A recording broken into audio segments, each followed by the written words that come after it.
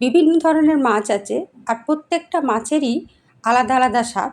আবার সেই মাছগুলো যদি আমরা বিভিন্ন ধরনের মশলা দিয়ে রান্না করি, প্রত্যেকটা মাছের স্বাদও আবার আলাদা আলাদা হয়ে যায়। ভিন্ন স্বাদের ব্যঞ্জনে তোমাদের সবাইকে স্বাগত। আশা করি তোমরা সবাই ভালো আছো, সুস্থ আছো। আজকে আবার চলে এসেছি তোমাদের সঙ্গে একটা নতুন রেসিপি শেয়ার করতে। দেখেই বুঝতেই পারছো, পমফ্রেট মাছের রেসিপি আজকে তোমাদের সঙ্গে শেয়ার করব। এই পমফ্রেট মাছটা এইভাবে যদি রান্না করে তোমরা খাও, দেখো দারুণ খেতে লাগে, ভীষণ সুস্বাদু, আর রান্না করতে একদম সময় কম লাগে। প্রথমেই আমি দেখো কয়েকটা পমফ্রেট মাছ নিয়ে নিয়েছি, ভালো করে ধুয়ে নিয়েছি। এতে ভালো করে আমি একটু লবণ আর একটু হলুদ গুঁড়ো মাখিয়ে রেখে দেবো। প্রথমেই কড়ায় আমি তেল দিয়ে নেব। দেওয়ার পর আমি পমফ্রেট মাছগুলোকে একটু ভালো করে এপিট ওপিট করে ভেজে নেব। খুব বেশি কড়া করব না, কারণ পমফ্রেট মাছ এমনি একটু শক্ত হয়, তাই খুব বেশি কড়া করলে পরে মাছটা খেতে ভালো লাগে না। পমফ্রেট মাছ খেতে ভীষণ সুস্বাদু হয়, আর এই মাছটা খুব বেশি মশলা লাগে না রান্না করতে। খুব কম মশলাতেই এই মাছটা রান্না হয়ে যায়।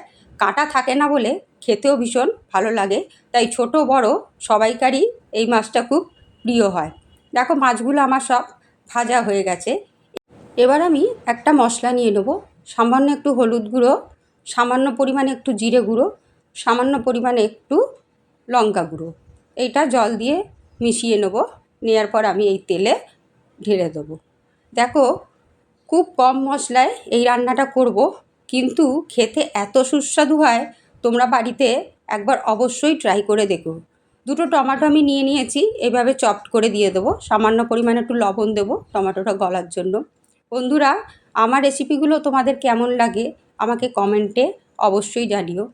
দেখো আমি 2 চামচ মতো সর্ষে পোস্ত নিয়ে নিয়েছি। এতে খানিকটা গরম জল দিয়ে আমি এটা গুলে নেব। এইবারে যে মশলা আমি আগে দিয়েছিলাম কড়ায়, সেই মশলার মধ্যেই এই সর্ষে পোস্তটা অ্যাড করে দেবো। কয়েকটা কাঁচা লঙ্কাও দিয়ে নেব। এইভাবে পমফ্রেট মাছটা রান্না করলে খেতে দারুণ লাগে। অবশ্যই তোমরা বাড়িতে ট্রাই করে আমাকে কমেন্টে জানিও তোমাদের কেমন লাগলো।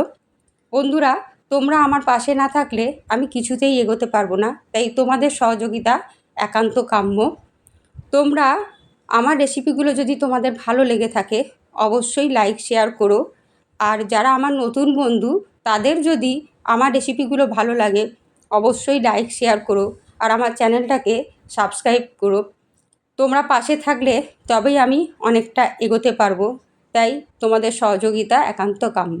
সবাই ভালো থেকো, সুস্থ থেকো। ধন্যবাদ।